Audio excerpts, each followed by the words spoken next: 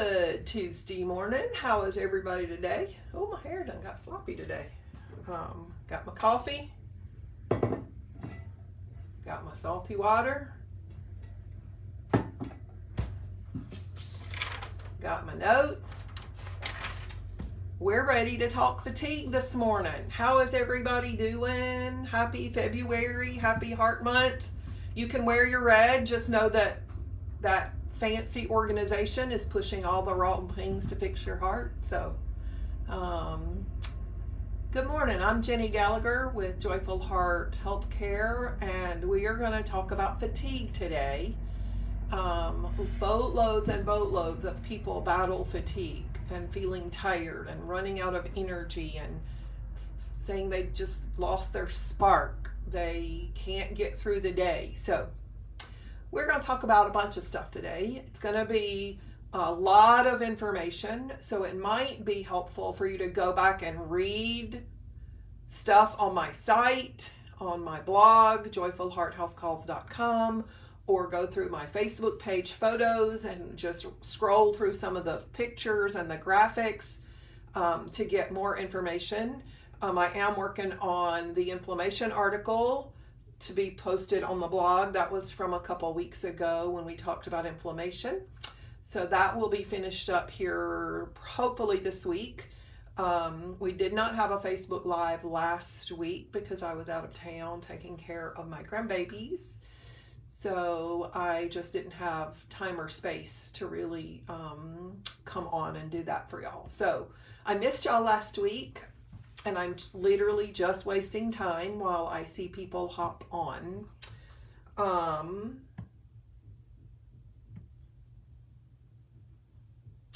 If you have questions, good morning, Lauren. Good morning, Debbie. If you have questions or comments you want to throw in, feel free to type them at your thought process moment. And I will come back and grab those as I take breaks through the discussion. And we'll talk about those. Hopefully, today's information will be packed with good information. It may be complicated in a few spots because there are a bunches of reasons for fatigue and not having energy, and some of them do get rather complicated. So I'm going to try to give you the lowdown as best as I can. Good morning, Debbie Brown from KO. I love to see my hometown folks. How are y'all doing today? We're going to talk fatigue here in a minute. I'm waiting for everybody to get their notifications and come on board. Sometimes it takes people a little while fighting technology to try to find where we are and find the video and get on here. Good morning, Polly. I miss you too. And I hate it just as much as you do. But we're going to talk fatigue today. So if you have questions about tiredness, root causes, there's my Brian again. Good morning. If you have questions or comments, things you want me to address about feeling tired or something I say as we go, feel free to type your question in the chat and I will try to address that before I sign off. It's probably going to be a long video this morning. I have boatloads of information to share with y'all. I just realized my stand is sitting wonky. Maybe I look a little straighter now. Good morning, Tiffany. Glad to see you here. We're going to go ahead and dive in to our fatigue discussion. Good morning, Paula. Glad to see y'all. I know there's probably other people, but I don't always see the names pop up, so I'm not ignoring you, I promise. I love every one of you. I'm glad every one of you are here. Oh, there's Carrie. Nice to see you, Carrie. So we're going to talk fatigue. I have a question for you first. So get your typing fingers ready because I want your answers if you can type fast. Okay. What do you think the root cause of the fatigue complaint is? What do most people attribute their tiredness to? What do you think it always is? Like, what's the number one thing that you think about if a friend tells you they've just been tired all the time, they can't seem to wake up in the morning? Like, what do you think is the number one root cause of fatigue when it comes up? Like, what are your thoughts before we really dive in here? Good morning, Catherine. Glad to see you too. Tiffany says not getting good sleep. That is a good root cause. That does happen. Debbie says eating the wrong food. That does happen as well. But neither of those are the root cause. Poor sleep quality, definitely, Shannon. All of these things do contribute for sure. Hormones, thyroid often are the number one thought process in most people. So you hit the nail on the head, Carrie. Most people attribute it right off the bat to their thyroid or their hormones, which thyroid is a hormone. Stress does cause fatigue. Gut issues definitely cause fatigue. Y'all have said lots of the things that do cause fatigue, but the number one thing that people attribute their fatigue to is a hormone issue, usually a hypothyroid. But I will tell you, in my practice, that's not what I find. I know that's going to sound a little bit odd because I do boatloads of thyroid and metabolic dysfunction, but we're going to talk about some of the things that I see in practice, and we're going to hopefully get to a few things you can do about treating it. But first of all, when we think about fatigue as a symptom that I document in my chart, how do I say that? Like, what do patients tell me that I document? What do I write down? So a lot of times it's stuff like patient reports feeling tired upon awakening, or they'll say, I get to the end of the day and I just lay in bed exhausted. I can't go to sleep. I can't rest. Like, every bone, every muscle in my body just is exhausted, but I can't rest. So I literally write that out in my notes.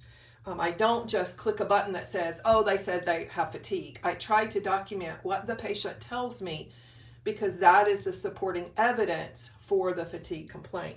Sometimes people will say, I struggle just to get breakfast done or get ready for work, or I just struggle to get through this or that task. I have to walk to the copy machine, on the other side of the office. And by the time I get there and back, I need to take a break. I'm tired already. And so lots of symptoms get reported like that are fatigue in nature. Sometimes people will report feeling actual winded, like they're a little bit short of breath. Sometimes if I say, do you feel short of breath? They'll say no, but they'll use the word winded in their description, or they'll say, I have to take big, deep breaths, or I can't seem to catch my breath. And all of those are signs, symptoms of shortness of breath and fatigue. And so what causes the shortness of breath? Usually it's an energy production issue, and we're going to talk about that some more in detail. But energy production is what gives your body the ability to function. And if energy production is impaired by any number of things, I have a boatload of lists here, you can't function. Like, it's difficult to get through your day. So the number one symptom I document in my charts, if we ran a report, I can guarantee you it's going to be fatigue. Everybody tells me they're tired, either as a main source of their symptom or as a byproduct of something else. As they're talking, they'll mention their tiredness. Fibromyalgia patients, chronic fatigue syndrome patients, their major complaint isn't always pain. Usually it's the inadequacy of being able to function, the fatigue. That's an energy production issue almost every time with fibromyalgia and chronic fatigue syndrome. So those are two very vague, difficult to manage diagnoses and conditions for people. And I have boatloads of patients with fibromyalgia for sure, and a few with chronic fatigue. But the general mainstream medicine advice is to put them on all these medicines. And if you look at the side effects of all those drugs, fatigue is listed. So how is that helping them? If you prescribe a boatload of medicine and they're still tired after taking those medicines, are you improving their health? No. Almost every single medicine lists fatigue as a side effect. So if you get prescription drugs, check your side effect listing. See if the risk is worth the benefit. Sometimes it is. Sometimes it is definitely worth using a prescription drug. I'm not anti-prescription, but you need to evaluate the risk versus the benefit. And if you're not getting things treated appropriately and the meds are for the problem or causing the same symptoms you're battling, I don't see that as being risk versus benefit. So it's something to definitely think about and consider. If we ran a report, fatigue would be the number one symptom I document, and finding the root cause for those fatigue reports is really difficult. Like I said before, most people, y'all named a bunch of root causes for fatigue, but most people come to me thinking, oh, I have hypothyroidism, and the other people won't diagnose that, or they won't treat me right. And so that does happen. I do manage a boatload of hypothyroidism, that is true, and I use a different approach than mainstream medicine for sure. However, that's not the number one cause of the fatigue. I have patients with hypothyroidism who we get their levels good, we correct the thyroid imbalance, and yet they continue to report terrible fatigue. So that their fatigue is not thyroid. Okay? So keep that in mind. If you are a hypothyroid patient and your free T3 and reverse T3 levels are in an optimal range, your fatigue is not your thyroid. That's different than what you probably have thought. So you need to stop and think about, well, what else could it be then? Well, there are boatloads of possibilities. Some of the biggest root causes are, some of you mentioned this a while ago, poor diet habits. If you are eating nutritionless fake foods, grains, processed foods out of packages, boxes, cans, bags, there's no nutritional value there. Therefore, there's nothing coming in those food items to help your body produce energy in the mitochondria of the cell. Remember, think way back to biology. Go back in your schooling and look up, or even look up ATP production, mitochondrial function. Remember, you learned that the mitochondria are the powerhouse of the cell. I bet your biology teacher told you that 20 times a day when you were covering cell and the organelles.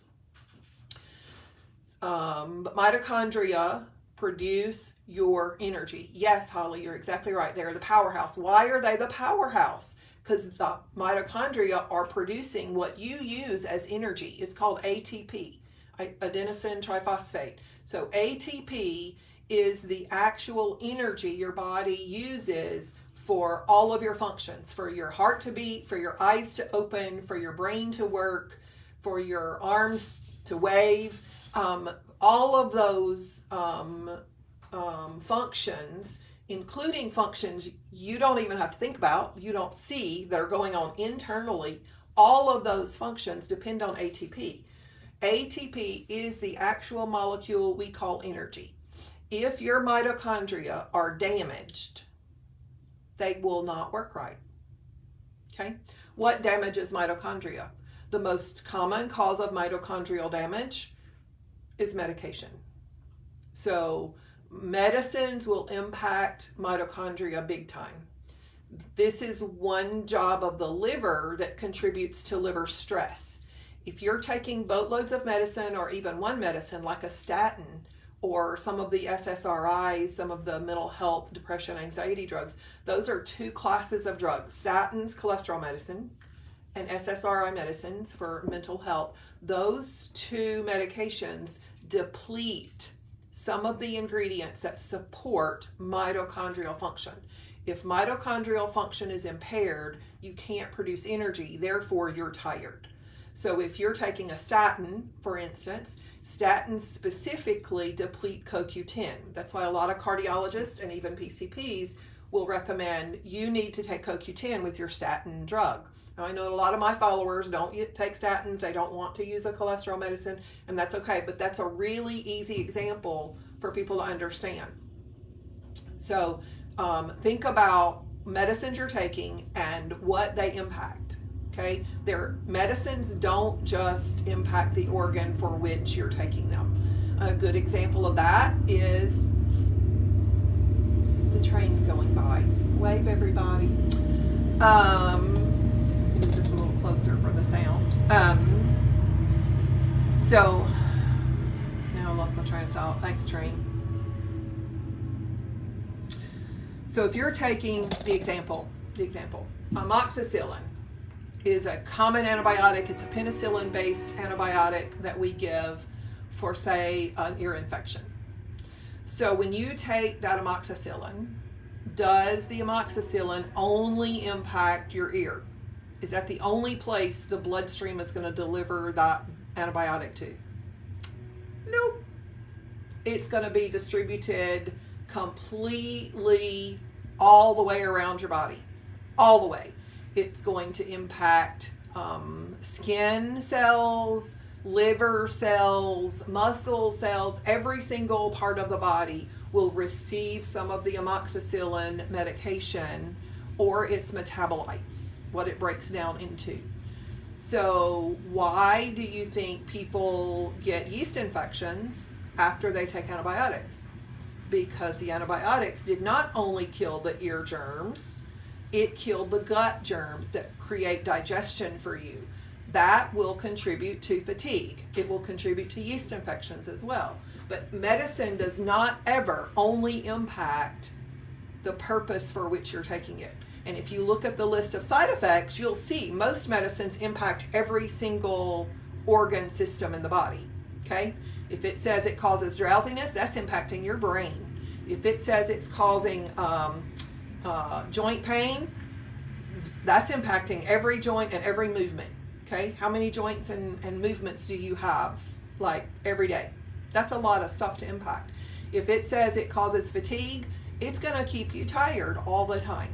So it's important to understand what your side effects of your medications are, especially when you are dealing with significant fatigue. Any questions so far? Holly says, oh, she's telling somebody about the statins. Yes. Yep. All right. So about 70% of the time, some of y'all were right on the money a while ago when you talked about diet impacting fatigue. So about 70% of the time, the root cause of the fatigue really is poor nutritional habits. Sometimes it's going to be from a resulting problem like anemia. We're going to talk about that in a minute. Sometimes it is from poor electrolyte intake. Mainstream medicine says avoid the salt, so you do, and then you wonder why your muscles ache and you're tired because you avoided the salt. So keep in mind that salt is an essential element that we must consume. The body uses both the sodium for muscle function. I have a whole video on salt, so go to my YouTube channel and find that if you're interested in more salt details. Most of the information there is based on a book from Dr. James Nick, who wrote The Salt Fix. So a lot of his information is in that YouTube video. If you're not following him, he posts some good information about salt and other electrolytes. A lot of people, when they have muscle cramps, they think, oh, well, I need some magnesium. Well, maybe, but you probably just need more salt. Almost every time I have patients report muscle cramping, it's because of their low salt intake.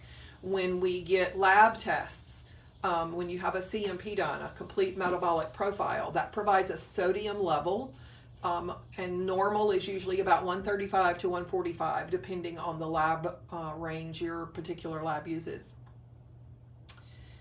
Most people will have a lab value result in the lower half of that range. Ideal is in the upper half, like 142, 143 would be better, because then we know all of your cells are getting adequate salt, sodium specifically. Chloride is the other ingredient in salt. Sodium chloride is what makes table salt or pink salt or whatever salt you're using. Chloride is used to create hydrochloric acid. If you are not making appropriate acid, then you are not going to digest food, even if you're eating good, healthy meat and vegetables. The nutrient-dense foods are great, but only if you can absorb them. If you're not getting enough salt, your body won't make adequate hydrochloric acid. So then people say, then I always have this question, what about my reflux? Well, your reflux has nothing to do with your excess acid they've told you that is happening, okay? That's not really true. Your reflux is almost always, 80 to 90% of the time, associated with slow gut motility, constipation, diarrhea, all that TMI stuff. So if your gut is not working, then you throw more medicine in that makes your gut work even worse, and then you sort of become dependent on them because you think as soon as you stop that medicine, symptoms worsen because you stop the medicine. They don't worsen because you stop the medicine. They worsen because it was minimizing the impact of your constipated, slow gut. Okay? Diarrhea is the number one sign of constipation. So I have patients all the time that say, well, my problem is not constipation. Well, probably is. Probably is. The number one cause of abdominal pain, ER visits, is constipation. Hate to break that to you. You can find statistics on it everywhere. Abdominal pain is one of the most common diagnoses in the ER or urgent care, and it's almost always associated with constipation. They do a KUB, they see stool all packed up in your belly. That is constipation. In nursing school, one of the most common answers to everything they asked us was constipation when we were dealing with elderly folks. What's the most common cause of confusion in the elderly? Constipation. What's the number one cause of fatigue in elderly? Constipation. So constipation is really common. Most people don't realize it. Most people don't want to talk about their poop. They don't want to look at poop in the toilet. They don't want to see what shape or color it is. They think it's gross or dirty or whatever, but it really, evaluation of your stool can tell you a lot about your health. And so I encourage people to Google the Bristol Stool Form Scale. And if you think you have gut issues, use that scale for a few weeks to help you see what healthy stool looks like. Healthy is only 4. Okay, you can have some 3s, you can have some 5s, as long as most of them are 4s. But 4s will tell you that your gut is working properly most of the time. You can still have 4s, you can still have fairly normal bowel movements and still have gut health issues, because the colon is where the stool is formed and the absorption takes place in the small intestine. So if you have small intestinal bacterial overgrowth or leaky gut syndrome, you're not absorbing the nutrition, therefore you're tired. Okay, all of that circles back to your symptom of fatigue. Okay. Another common cause of fatigue is not drinking enough water. I was one of those people probably 20 years ago that said, I will never drink water. I will always drink my Diet Dew or my Diet Coke. I swore that way back when I was dumb. No. Water makes up 2/3 of your body. So if you are not drinking water every day, you are depriving your body of normal intake. You are malnourished. Okay? So drink more water. The problem is, I have a lot of patients that try to drink a gallon or more a day, and then they have leg cramps or muscle aches.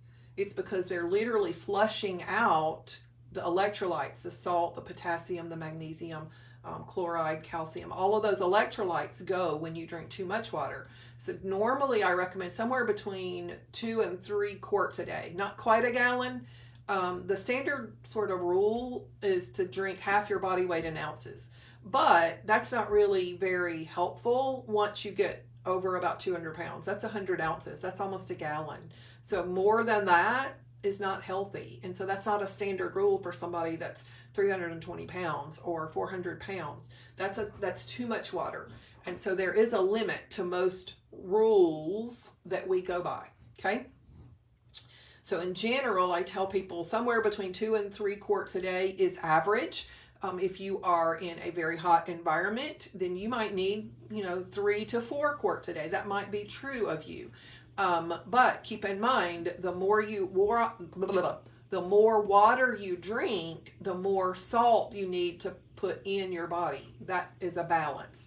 Remember, sodium and potassium have to change places across the cell membrane for muscle function. If you are basically flushing all your salt and potassium out, you won't have electrolytes to create muscle contraction. And that's what causes chronic fatigue and fibromyalgia symptoms in a lot of people. So you want to make sure you're getting plenty of water and salt. Go back and watch my YouTube video on salt if you're wanting some more information about salt. We, as a society, we used to consume way more salt, and we had zero obesity, tiny amounts of obesity, and tiny amounts of heart disease. So salt is not the driver. Think about hundreds of years ago, before we had refrigeration. How did they preserve their foods? With salt. With salt. They covered everything. Why do we cure bacon? In salt, because it preserves it. Salt is a great preservative. So it was never unhealthy. Those people eons ago did not die of heart disease or high blood pressure. They died of infection back then, not salt intake. Okay? All right. So think about nutrient density. Let's talk about that for a minute. I mentioned this a little while ago. If you are consuming bread, even whole grain bread, brown rice, corn, oats, look at the nutrition label. I challenge you to do some homework today. Go look at some of the bags, boxes, and cans in your pantry, in your refrigerator, and see how much nutrition is there. If all else fails, take your phone app and like a Chronometer or one of the other apps that shows nutritional data for your food. Plug a few things in that you use all the time. Use the brands, choose the brands you use, choose the amount you use, and see just how far those little dials go across there. I like using the lines, not the circle. The circle to me is more confusing. So if you can choose a bar graph to see, it's just easier to read in my book. So the whole bar would be the 100% that your body needs for the day, and how far it goes across will tell you how much nutrition you're getting. I'm talking about Chronometer. Don't know about many of the other apps. I just like Chronometer. I'm not selling it. I don't make anything if you buy their paid version, but most of the information in Chronometer you can get for free. I've never paid for Chronometer. So you can use your app to see just how nutrient dense your foods are. So you'll see that a lot of times they add B12 to a lot of foods. They'll add some folate because they think they're enriching food. That's where the word enriched on a label comes from. So if it says enriched, that means they stripped all the nutrition out of it naturally and they threw in a couple of vitamins. And so you might get a tiny bit of B12 and a tiny bit of folic acid, which is the wrong kind of folate in the first place. So look at that. Are you getting protein? Not in those grainy products. You're not getting any protein. Are you getting any healthy fat? Nope, not in those grainy packaged foods, because they're all going to be low fat. They're from Big Food, who believes fat is bad for us. So they are not going to load any of those processed foods up with healthy fat. Are you getting any iron? Are you getting any vitamin D? Are you getting anything that's beneficial for you? Nope. So there's way more than one reason to avoid grains and processed foods. Grains and processed foods are killing Americans. Grains and processed foods are what's causing the obesity epidemic, the hypertensive epidemic, the diabetes epidemic in America today. It's the number one cause. You can look and Google back to charts from back in the 50s and 60s, 80s, when the nutrition rules said, here, focus your whole diet on carbs. That's when obesity shot up, back in the late 70s and early 80s. You can see obesity go up. You can see heart disease go up. This is Heart Month. Everybody's supposed to be wearing red in support of Heart Month. But the big organization that's pushing that isn't really helping your heart by sticking little red hearts on fake foods. They're killing us. They literally are killing us. So I know I post a lot about how inflammatory grains are, but they are. They are very inflammatory. They literally tear your gut lining to pieces. If you have poor gut health, look at what you're putting in it. What's going into that gut? Because if it is a grainy product, if it's any kind of a bread or rice or corn or oats or cereal, it is going to destroy your gut health, preventing you from absorbing nutrition. Okay? I challenge you though to go look at labels, calculate up the nutrition in your food, and then do another comparison maybe tomorrow and put in nutrient dense food like a piece of red meat, a burger without the bun, and some broccoli or Brussels sprouts or whatever veggies you like, all cooked in butter and bacon grease. Terrific, great nutrition. And when you see the bars and the differences in the fake food nutrition and the real food nutrition, you'll see what I mean. It'll be very evident. And so I challenge you to make some choices yourself, put them in your app, and see exactly where your nutrition is coming from. Food that's nutrient poor is not helping us. It is causing malnourishment. Malnourishment in America does not look the same as it does in third world countries. Those cute little kids with those fat little bellies that are starving, that's not what it looks like in America. In America, obesity is what malnutrition looks like, okay? I'm not trying to pick on anybody. I'm not trying to fat shame anybody. I'm trying to give you medical facts. All of what I'm saying can be found in literature, in studies. Go to the NIH website, look at PubMed. You can search and find all of this information out for yourself. You don't have to take my word for it. I am not trying to fat shame anybody. My goal is for people to understand that we have been told a whole bunch of crap that's making us sick. It made me sick. I was there. Most of y'all have seen my story and my pictures, my before and now pictures. I was fat. I will say it. I was a food addict. I was a sugar addict. I was a carb addict. Even when I started learning about how dangerous the carbs were, I didn't want to accept it. For instance, I didn't give corn up for many, many months after I learned about how dangerous carbs were. Why? Because I thought, corn's a vegetable, till I learned better. And when I learned better, I did better. And that's my whole philosophy, is the more you learn about your health, your nutrition, your lab values, the better you will take care of your body and your organs. We only get one set. As a general rule, we don't get extra livers, we don't get extra kidneys, we don't get extra hearts or brains.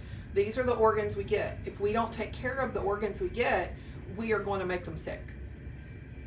It's pretty much one or the other, okay? One of the number one causes, y'all have been waiting on this one. One of the number one causes of fatigue is not hypothyroidism, but it is anemia.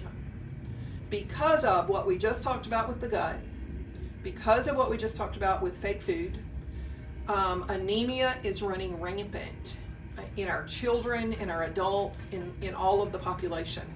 And the problem is anemia symptoms look exactly like hypothyroid symptoms. So if you Google a list of hypothyroid symptoms and a list of anemia symptoms, you're going to see almost mirror images. They're going to be almost identical. Why? Well, let's talk about iron scientifically for a minute, in a simple to understand way. So there's two forms of iron in the bloodstream. There is ferritin, which is stored iron, and then there's actual iron molecules. If you get a normal CBC and people look at that result and say, oh, you're not anemic, number one, they didn't look deep enough, and number two, they didn't do the right test.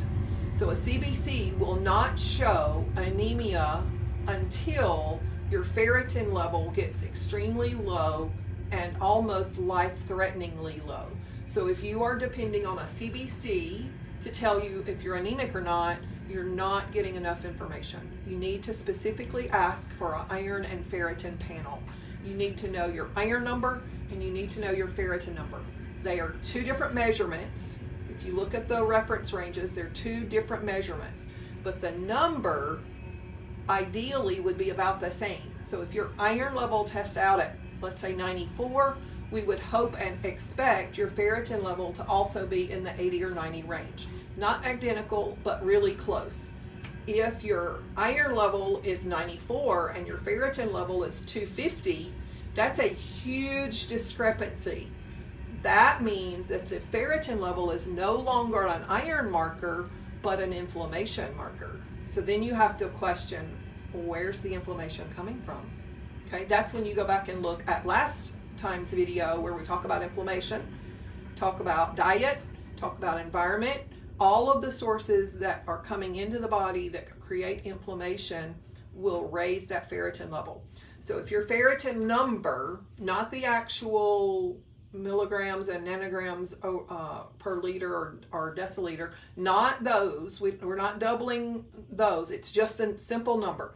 If your ferritin number is 250 and your iron number is 85, you have good iron, but you have inflammation for ferritin, okay? The inflammation is driving that up big time, okay? So, what if your ferritin level is 35? Okay? Once the ferritin level falls below about 60, the heart is put on standby as backup. What's that mean? Okay. So let's think a minute about how ferritin gets used by the body. Go back to your biology class again. Go back to the development of red blood cells. That process was called erythropoiesis. Say that 3 times real fast. Erythropoiesis is the process of red blood cell development inside bone marrow, down deep in your bones, okay? Bones are going to grow new red blood cells every day, okay? But if there's not a ferritin level adequate for supporting those red blood cells, then you're going to get less and less iron put on those red blood cells, and then you're going to get less oxygen delivered to your body cells. That's what causes fatigue. Okay? Remember, the only job of red blood cell is to deliver oxygen to body parts. That's the only job red blood cells really have. Okay? But if your ferritin level is falling below 60-ish, you're going to start feeling more and more tired. When it falls below about 35, 30, you're really going to have more and more symptoms. It's going to be difficult to function and be normal. Around 25-ish, most people will develop heart racing and palpitations, shortness of breath, because there's less and less iron being placed on that red blood cell to deliver oxygen. Y'all following me? Okay. It's important to grasp this, because if you don't grasp root causes, you can't fix it. Okay? So you absolutely need iron and ferritin levels to know if you have anemia. You cannot depend on a CBC alone. If your CBC is abnormal, your ferritin is probably extremely low, maybe life-threateningly low. You may need an iron infusion. I send patients for them all the time, because once your ferritin level falls below about 10 or 12, you're really sick. But even at 10 or 12, sometimes the CBC is not reflecting the anemia. That's why a CBC won't be helpful. The normal reference range for ferritin is about 12 to 150, depending on the lab reference the lab you're using in their range.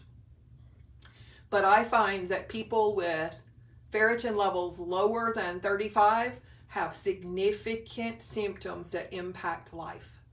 Okay? So, if you think you have a low ferritin, number one, you got to get a ferritin and iron level. We have to know what that is. It is extremely dangerous to take iron supplementation if you don't need it. Remember, the liver, you only get one of them. The liver is going to detox and use whatever you put in the system. And if there is no need for ferritin to come in, there's no need for iron to come in, it's going to store that in your liver, causing liver damage. Okay, so if you have an iron deficiency anemia, as seen on a lab test, yes, you need some iron. But if you do not have an iron level that you know about, iron and ferritin, it is not safe to take iron for your liver. It's just not.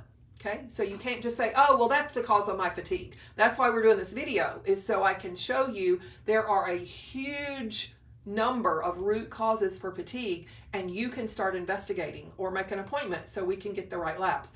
Some of y'all have seen the lab panel that I do. I have a graphic and I check all of this stuff on your first visit. We look at all of this stuff because it's important. Mainstream medicine does not order what I order. If you want true good information, you need to give me a holler and I'll get you scheduled. Okay? But ferritin, low ferritin is a major contributing factor to fatigue. The other thing about ferritin that you should know is low ferritin, if you're trying to lose weight and your ferritin is lower than about 50, the body won't let you lose weight. So if you feel stuck, you're doing keto and low carb and you're doing all the right stuff and you're following all your macros and you're doing all the right things, and you're still not losing an ounce, maybe it's your ferritin level. Because in the presence of low ferritin, the liver specifically perceives significant malnourishment and it will not let you lose weight. It's going to hold on to whatever it's got. Even though it's not the ferritin, it's too scared something else might become a deficit. So it's going to hold on to everything it's got. So if you are struggling with your weight loss, let's check a ferritin level. Let's see what your iron is doing. Let's check your thyroid numbers, all of them, not just a TSH. You cannot get good thyroid management on a TSH alone, ever, ever, ever. So you got to get all of these things checked. Okay. Another major contributing factor to fatigue is diabetes, insulin resistance, metabolic syndrome, PCOS. All of that falls under the same umbrella, and the high glucose or high insulin will both contribute to fatigue because you're literally using up your your liver and pancreas function. They're working overtime trying to manage all the glucose and the insulin. So you can be tired from organ fatigue, okay? Because it all impacts your health. Remember, glucose is going to provide some energy. It's used in ATP production. However, when you consume too much glucose, it's not helpful. The bloodstream only needs 5 grams of glucose in a 24-hour period. Only 5. We consume hundreds of grams of carbohydrates. You don't need but 5. So there's no real need to consume boatloads of carbohydrates. They're dangerous and they cause more fatigue than they help. Just think about the 2-hour carb cycle. You know how we're told by mainstream nutrition advisors to eat every 2 hours? Why? Because that's how long it takes to process all that glucose. Okay? So that's why they tell you have more glucose. Have a carby snack. Have your 45 grams of carbs every 2 hours. Have 3 meals and 2 snacks a day. No wonder our livers are sick. No wonder we're overweight. We're diabetic. We're insulin. We have PCOS. Like all this stuff is a direct result of all those carbs. Makes no sense.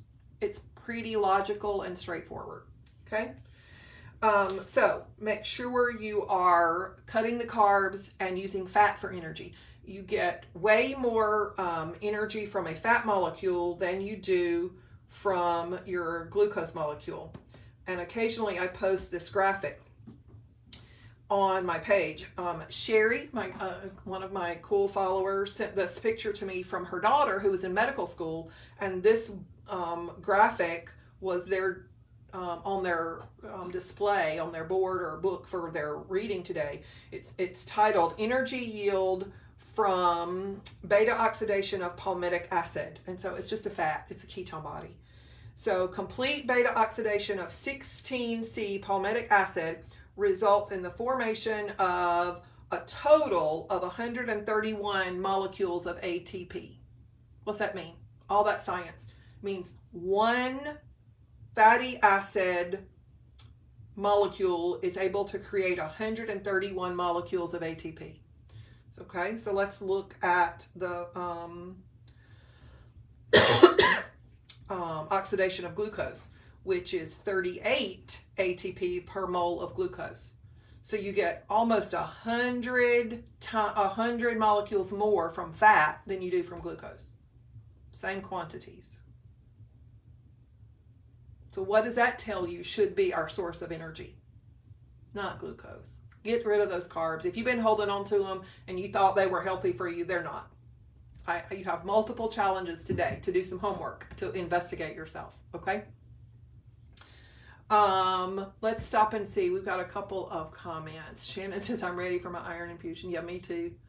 Catherine says, I just saw last ferritin level was 42. That is definitely a problem.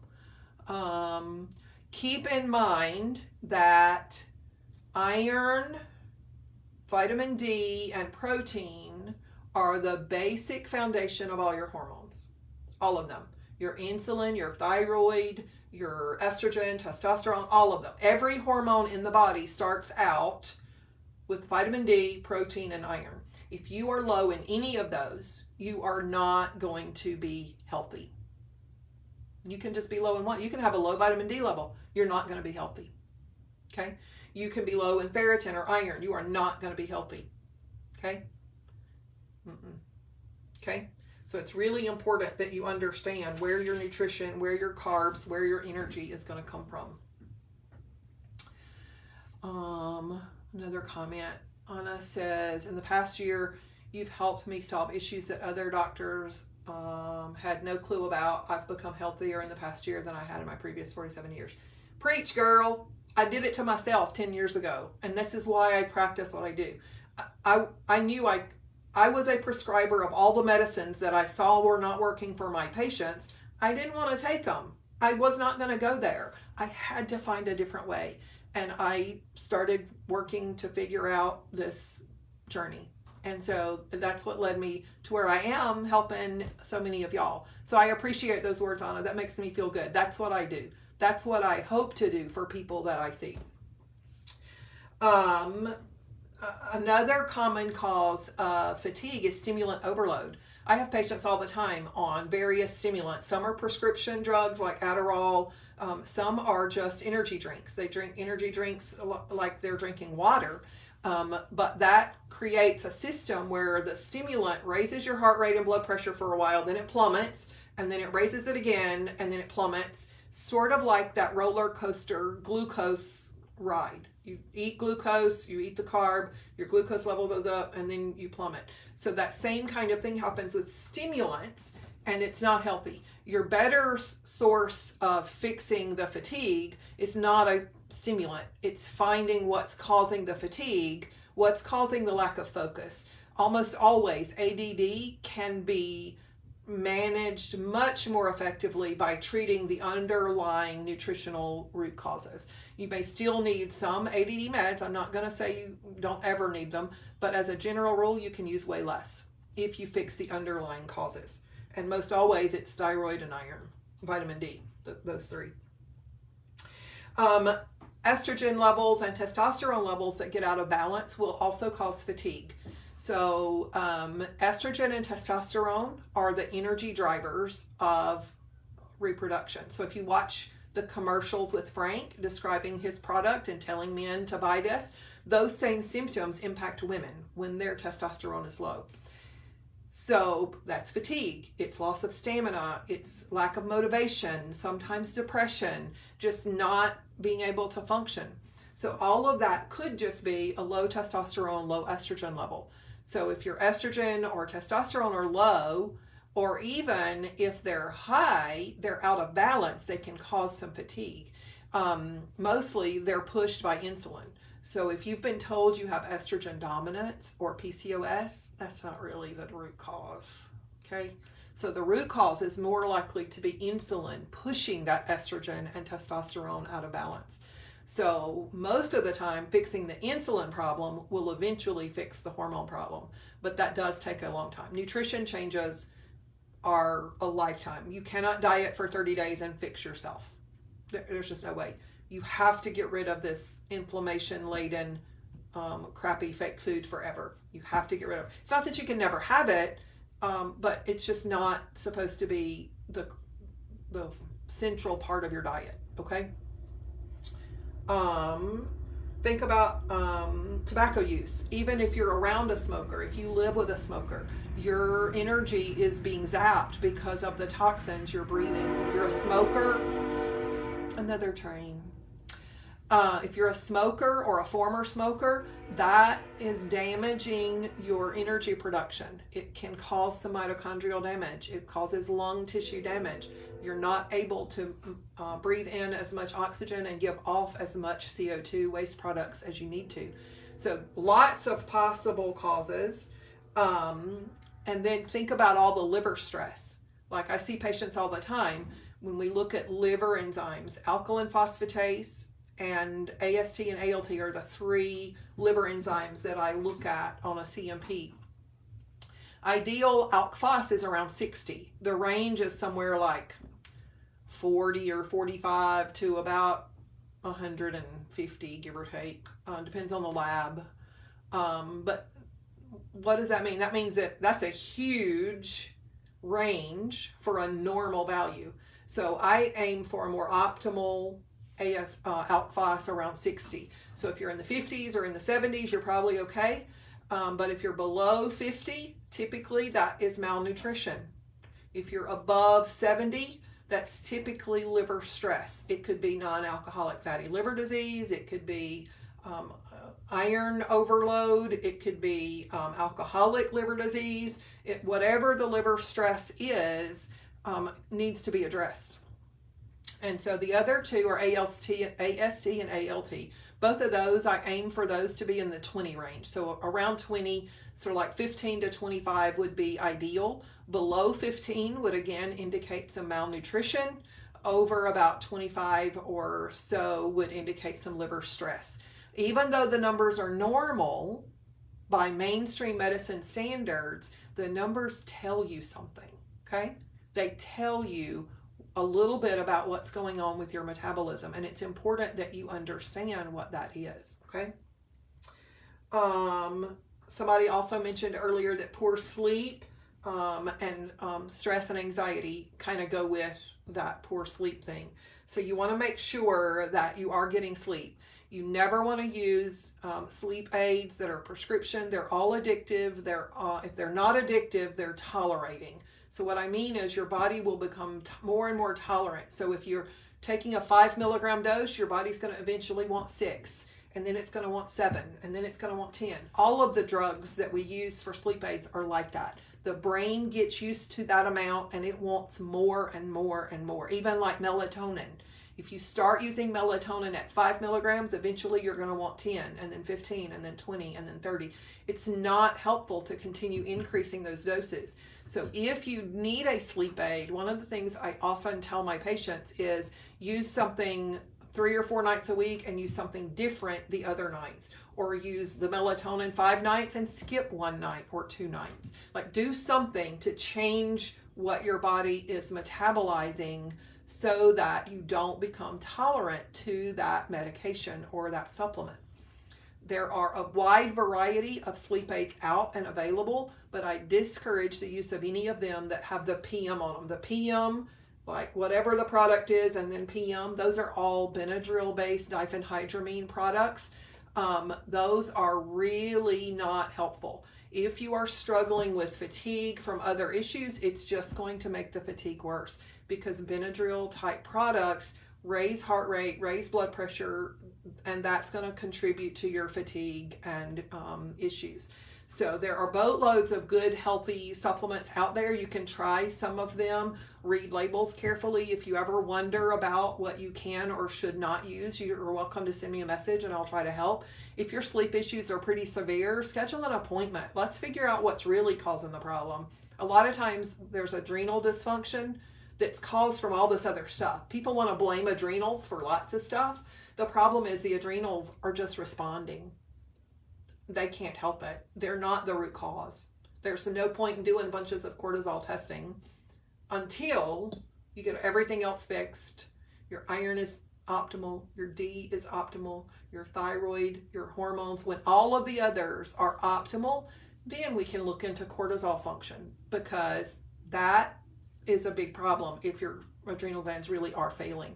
But they're just stressed in the presence of all this other stuff. So we have to fix these other things before we can even address adrenal stuff. A couple comments here. Let's see. I read that one from Anna. Stacy says, yes, because it depletes the brain's melatonin. She used holy basil to help with her adrenals. Yep, there are several adaptogens that are available. And so you can read about some of those, but they're just adaptogens. Some are calming agents and some are stimulating agents. I've had people use some rhodiola and they wound up with high blood pressure because they were taking way too much rhodiola.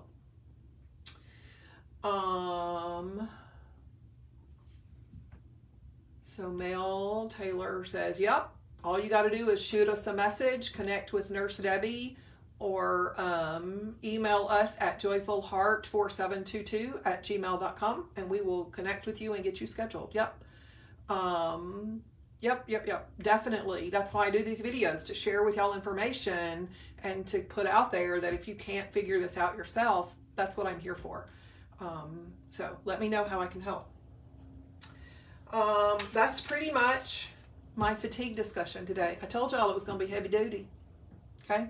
I challenge you to share this video with family and friends, simply because there's a boatload of information and it contradicts most of the mainstream information that's out there. So I would love to see like 20 or 30 shares of this video by the end of today, so that the word can get out. People can fix a lot of health problems themselves, but it does take some dedication to learning a better way. It does take some time to learn to cook differently than we've been cooking.